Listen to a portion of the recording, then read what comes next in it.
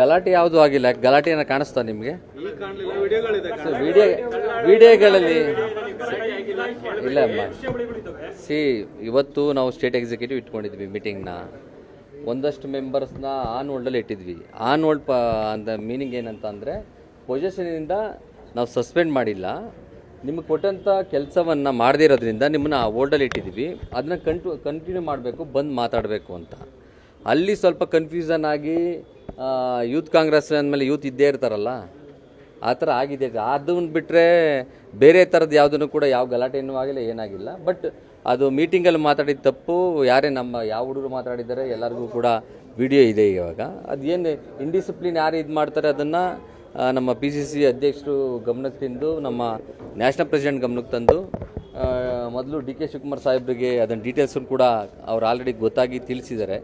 ಆ ಡೀಟೇಲ್ಸು ಕೂಡ ಕೊಡ್ತೀವಿ. ಅದಾದ ನಂತರ ಅವ್ರು ಏನು ಕಾಲ್ ತೊಗೊತಾರೆ ಆರ್ಗನೈಸೇಷನಿಂದ ಅದು ಮಾಡ್ತೀವಿ. ಬಟ್ ಆದರೆ ನೀವು ಅಂದ್ಕೊಂಡಿರೋದು ರೀತಿ ಆ ಥರ ಏನು ಈಗ ಯೂತ್ ಕಾಂಗ್ರೆಸ್ಸಲ್ಲಿ ಮೀಟಿಂಗ್ ಆಗ್ತಾಯಿದ್ದೆ, ಸಂಘಟನೆಗಳಾಗ್ತಾ ಇದ್ದೆ, ಸಣ್ಣ ಪುಟ್ಟದ್ದು ಇಶ್ಯೂಗಳಾಗ್ತಾ ಇದೆ ಅನ್ನೋದು ಬಿಟ್ಟರೆ ಏನು ಮಾಡ್ದಲೇ ಕುಂತಿಲ್ಲ ಅಂತ ಇಲ್ವಲ್ಲ.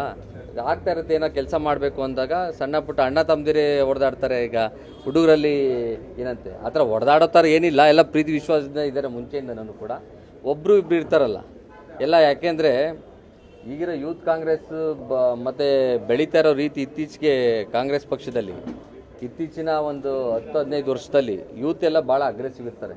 ಅವರೆಲ್ಲ ಪೆಟ್ರೋಲ್ ಇದ್ದಂಗೆ, ಪಕ್ತಾ ಇರೋ ಒಬ್ಬ ಬೆಂಕಿ ಹಚ್ಚಿದ್ರೆ ಎಲ್ಲರಿಗೂ ಹೊತ್ಕೊಂಡು ಆ ಥರ ಆಗುತ್ತೆ. ಬಿಟ್ಟರೆ ಸಂಘಟನೆ ವಿಚಾರದಲ್ಲಿ ಪರಸ್ಪರ ವೈಯಕ್ತಿಕವಾಗಿ ಯಾರ್ದು ಇಲ್ಲ. ಇಲ್ಲಿ ಸಂಘಟನೆ ವಿಚಾರದಲ್ಲಿ ಸ್ವಲ್ಪ ಮನಸ್ತಾಪ ಇರ್ಬೋದು, ಅದನ್ನ ಕೂತು ಮಾತಾಡಿ ಕ್ಲಿಯರ್ ಮಾಡಿ. ಇಲ್ಲ, ದ್ವೇಷವಾಗಿ ಹೋಗಲ್ಲ ಅದು. ಯಾಕಂದರೆ DK ಶಿವಕುಮಾರ್ ಸಾಹೇಬರು ಸಾರಥ್ಯದಲ್ಲಿ ನಡ್ಕೊಂಡು ಹೋಗ್ತಾ ಇರೋದು, ಅದು ಕರೆಕ್ಟಾಗಿದೆ, ಯಾವುದೇ ತೊಂದರೆ ಆಗಿಲ್ಲ. ನಾವು ಪ್ರೋಗ್ರಾಮ್ ಏನಿತ್ತು 21ನೇ ತಾರೀಕು ನೀಟ್ನ ಪ್ರತಿಭಟನೆ ಬಗ್ಗೆ, ಅದನ್ನು ಬೆಂಗಳೂರು ಮತ್ತು ರಾಜ್ಯದ ಪದಾಧಿಕಾರಿಗಳು ಕರೆದಿದ್ವಿ. ಅದಕ್ಕೆ ಕರೆಕ್ಟಾಗಿ ಪ್ಲ್ಯಾನು ಕೂಡ ಮಾಡ್ಕೊಂಡಿದ್ದೀವಿ. ಈ ಹೋರಾಟದಲ್ಲಿ ಯಾರ್ಯಾರು ತೊಂದರೆ ಆಗಿದೆ, 22 ಲಕ್ಷ ವಿದ್ಯಾರ್ಥಿಗಳು ನ್ಯಾಷನಲ್ ಆಗಿದ್ದಾರೆ, ಸ್ಟೇಟಲ್ಲಿ ನಮ್ಮಲ್ಲೂ ಕೂಡ 1,80,000 ವಿದ್ಯಾರ್ಥಿಗಳು ತೊಂದರೆ ಆಗಿದೆ. ಆ ವಿಚಾರವನ್ನು ಅದಾದಮೇಲೂ ಕೂಡ ಡಿಸ್ಕಷನ್ ಮಾಡಿ ಈಗ ಮೀಟಿಂಗ್ ಕನ್ಕ್ಲೂಡ್ ಮಾಡಿ ನಾವು ಕುಳಿತಿದ್ದೀವಿ. ಆ ಥರ ಬೇರೆ ಯಾವ ಥರದ್ದು ಇಲ್ಲ. ಆಮೇಲೆ ಈ ಮೀಟಿಂಗನ್ನು, ಈ ಪ್ರೊಟೆಸ್ಟ್ನ ಮಾಡಬೇಕು ಅಂತ ರಾಹುಲ್ ಗಾಂಧಿ ಅವರು ನಿನ್ನೆನೂ ಕೂಡ ಕ್ವಶನ್ ರೇಸ್ ಮಾಡಿದರು. ಮಾಡಲೇಬೇಕು, ಇದನ್ನು ದೊಡ್ಡ ಮಟ್ಟಕ್ಕೆ ತೊಗೊಂಡೋಗ್ಬೇಕು, ಇದು ಸರಿ ಇಲ್ಲ ಅಂತೇಳಿ. ಅದನ್ನು ನಾವು ದೊಡ್ಡ ಮಟ್ಟಕ್ಕೆ ಮಾಡಬೇಕು ಅಂತೇಳಿ ಸುರ್ಜಿವಾಲಾ ಸಾಹೇಬ್ರ ನೇತೃತ್ವದಲ್ಲಿ, ನಮ್ಮ ರಾಷ್ಟ್ರೀಯ ಅಧ್ಯಕ್ಷರು ಉದಯ್ ಭಾನುವಾರ ನೇತೃತ್ವದಲ್ಲಿ ಪ್ರೊಟೆಸ್ಟ್ನ ಇಟ್ಕೊಂಡಿದ್ವಿ. 21ಕ್ಕೆ ದೊಡ್ಡ ಮಟ್ಟಕ್ಕೆ. ಆಮೇಲೆ ಎಲ್ಲ ವಿದ್ಯಾರ್ಥಿಗಳು ಕೂಡ ಕಾಲ್ ಬರ್ತಾಯಿದೆ ಎಲ್ಲ ಕಡೆಯಿಂದ ಕೂಡ. ಯಾರ್ಯಾರು ನೊಂದಿದ್ದಾರೆ, ಈಗ ಎಕ್ಸಾಮ್ ಮತ್ತೆ ಬರೀಬೇಕು ಅಂತ, ಅವ್ರುಗಳು ಕೂಡ ತುಂಬ ಜನ ಬರ್ತಾ ಇದ್ದಾರೆ, ಸಪೋರ್ಟ್ ಕೊಡ್ತಾ ಇದ್ದಾರೆ. ಅವ್ರ ಪೇರೆಂಟ್ಸು ಕೂಡ ತುಂಬ ಜನ ಸಪೋರ್ಟ್ ಕೊಡ್ತಾ ಇದ್ದಾರೆ. ಅವರು ಕೂಡ ಆಹ್ವಾನ ಮಾಡ್ತಾ ಇದ್ವಿ.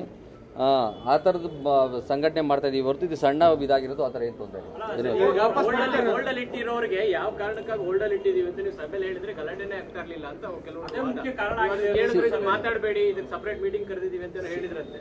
ಅದನ್ನೇ ಈಗ ಒಂದು ಪ್ರೋಟೋಕಾಲ್ ಅಂತ ಇರುತ್ತೆ. ಸ್ಟೇಟ್ ಎಕ್ಸಿಕ್ಯೂಟಿವ್ ನಡಿಬೇಕಾದ್ರೆ ಒಂದು ಬೇರೆ ವಿಚಾರನ ಮಾತಾಡೋದು ಇದು ಸರಿಯಲ್ಲ. ಅದು ಆ್ಯಕ್ಚುಲಿ ನೀವು ಯಾವುದೇ ಪಾರ್ಟಿ ಆರ್ಗನೈಸೇಷನ್ ಏನೇ ತೊಗೊಳ್ಳಿ, ಯಾವ ವಿಚಾರ ಸಬ್ಜೆಕ್ಟ್ ಇದೆ ಅದು ಸಬ್ಜೆಕ್ಟ್ ಬಗ್ಗೆ ಮಾತಾಡ್ತೀವಿ.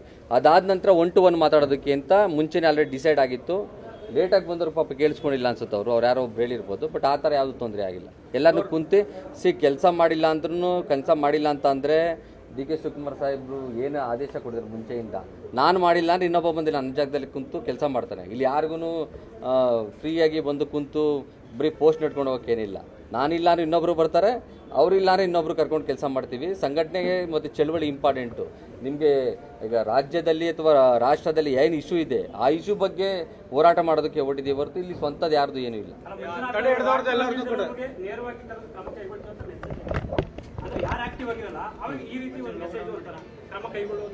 ಅದು ನಂದಲ್ಲ ಮೆಸೇಜು. ರಾಷ್ಟ್ರೀಯ ಕಮಿಟಿ ಏನಿದೆ ಅದು ಮೆಸೇಜ್ ತೊಗೊಂಡಿದೆ, ಆಲ್ರೆಡಿ ಡಿಸೈಡ್ ಕೂಡ ಮಾಡಿದೆ. ಇದಕ್ಕೆ ಮುಂಚೆನೂ ಕೂಡ 4 ಜಿಲ್ಲಾಧ್ಯಕ್ಷರುಗಳಿಗೆ ನೋಟಿಸ್ ಕೊಟ್ಟಿದ್ದೀವಿ. ಅದಾದ ನಂತರನೂ ಕೂಡ ಸಿಸ್ಟಮ್ ಹೇಗಿರುತ್ತೆ ಅನ್ನೋದಕ್ಕೆ ನೀವು ಸಸ್ಪೆಂಡ್ ಮಾಡಿಲ್ಲ, ಆನ್ ಹೋಲ್ಡ್ ಇಟ್ಟಿದ್ದೀವಿ.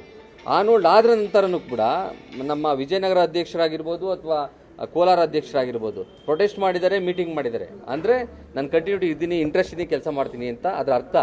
ಈಗ ನೆನ್ನೆ ಕೋಲಾರದ ಪ್ರೊಟೆಸ್ಟ್ ಮಾಡಿದ್ರು, ನೀಟ್ ವಿಚಾರವಾಗಿ ಮೀಟಿಂಗು ಮಾಡಿದರು, ಅಥವಾ ವಿಜಯನಗರ ಪ್ರೊಟೆಸ್ಟ್ ಮಾಡಿದರು. ಅದರ ಅರ್ಥ ನಾನು ಕಂಟಿನ್ಯೂಟಿ ಇರ್ತೀನಿ, ಕೆಲಸ ಮಾಡ್ತೀನಿ ಅಂತ.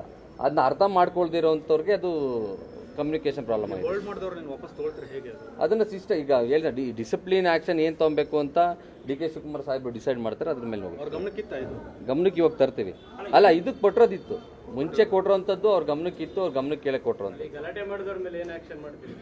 ಅದೇ ಡಿಸಿಪ್ಲಿನ್. ಗಲಾಟೆ ಯಾರನ್ನು ಮೀಟಿಂಗ್ ಒಳಗಡೆ ಯಾರು ಗಲಾಟೆ ಮಾಡಿಲ್ಲ. ಆಚೆ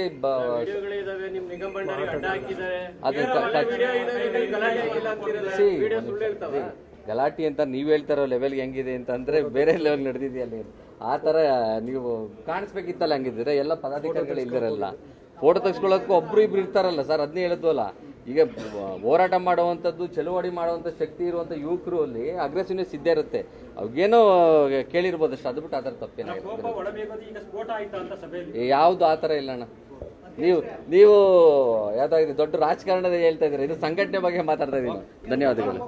ನಿರ್ಭೀತ, ನಿಷ್ಪಕ್ಷಪಾತ, ವಿಶ್ವಾಸಾರ್ಹ ಸುದ್ದಿಗಳಿಗೆ ಮತ್ತೊಂದು ಹೆಸರಾಗಿರುವಂತ News18 ಕನ್ನಡ ಈಗ ಆಪ್ನಲ್ಲೂ ಲಭ್ಯವಿದೆ. ದಯವಿಟ್ಟು ಇಲ್ಲಿರುವ QR ಕೋಡ್ ಅನ್ನ ಸ್ಕ್ಯಾನ್ ಮಾಡಿಕೊಂಡು ಆಪ್ ಅನ್ನ ಡೌನ್ಲೋಡ್ ಮಾಡೋದಕ್ಕೆ ಮರಿಬೇಡಿ. ನಿಮ್ಮ ಬೆಂಬಲ ಹೀಗೆ ಸದಾ ನಮ್ಮೊಂದಿಗಿರಲಿ. ಧನ್ಯವಾದ.